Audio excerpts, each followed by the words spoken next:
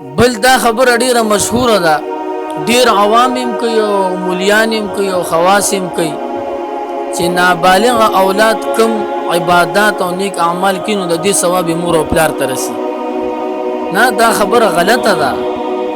نابالغ اولاد چې کم نیک اعمال کوي د دې ثواب هغوی ته په خپل رسی، مور پلار ته نه رسی.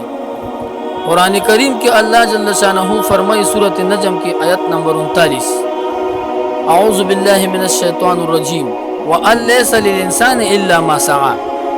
نشته د انسان لپاره مگر هغه چې خپل کوشش او خپل منډه واله، یعنی په خپل کوم نیک اعمالو کو دغه ثواب به ترسي. دومره ده چې د اولاد تربیتو کی، په اولاد باندې خرچو کی، په اولاد باندې دینی تعلیمو کی، نو بیا وته د دې په وجه الله اجر ورکي.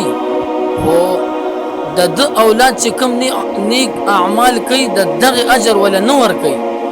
د اولاد چې کوم نیک اعمال کوي نو د دغه اجر ولا الله نه ورکي، بلکې د په خرچه کړي د دې تربیت کړي د نو جدا اجر ولا الله ورکي. دا فتاوا دارالعلوم دیوبند جلد نمبر 13 کې صفحه 444 کې ذکر کړی دی. رد مختارم ذکر کړی، در مختارم ذکر کړی دی.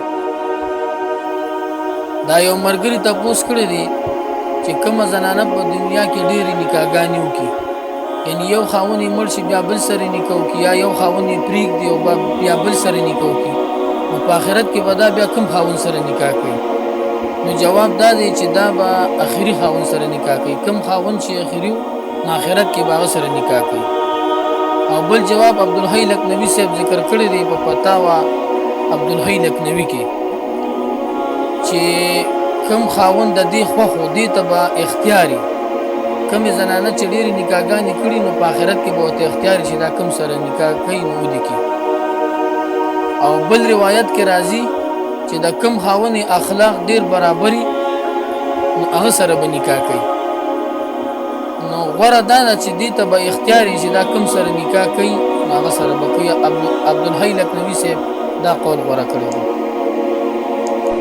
بل یو مرګري تاسو کړی دی چې یو خزه په داسې حالت کې مړ شي چې په خېټه باندې اولاد وي، نو د قیامت پر ورځ د قبر نه پاسي نو سره د اولاد به پاسي کنه اولاد به زیږوي بیا به پاسي.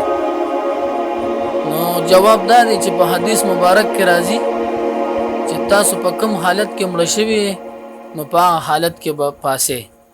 مشکات شریف وغیرہ دا حدیث راوړی دی.